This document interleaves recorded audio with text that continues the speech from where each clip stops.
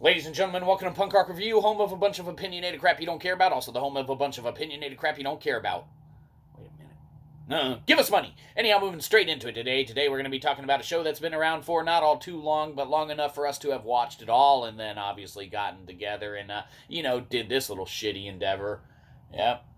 Pretty shitty. Anyhow, of course, we were talking about the one and only Shadow and Bone on neatflix. So, Shadow and Bone on neatflix, what can be said about this one? Well, all in all, man, mad props to, neatflix for finally not just dubbing over a show and porting it. Because, this is back to kind of some traditional great world building, parameters around a series that, really the sky's the limit as far as where they take it and what they can do with it. As long as they don't botch stuff too bad in it as far as the writing and storylines and little branching arcs that they try and do.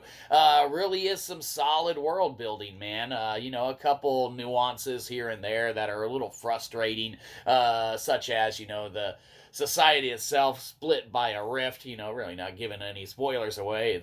Premise of the show, really. There's a country that's just divided by this rift that you can't get through, and if you try and go through it, there's little gargoyle monsters that are going to try and eat you or whatever. Chaos ensues and people trying to get back and forth and things of that nature. Really unique universe and world that's been built and everything, but a couple things just really don't make sense as far as how technology advanced in a lot of areas and not a lot of other areas, and people seem to not really have any ideas of how to contend with things, one way or another. I don't know. It's just absurd.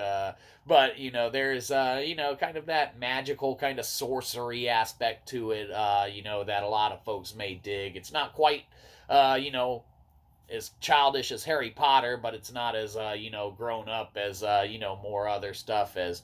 I don't know, something else. Who cares? Shadow and Bone, it's an alright watch, man, should you be in the mood. But if you don't dig the first couple episodes, then you ain't gonna like it. But, for folks like us, we enjoyed the universe and the world that they build, and, hopefully some good things to come.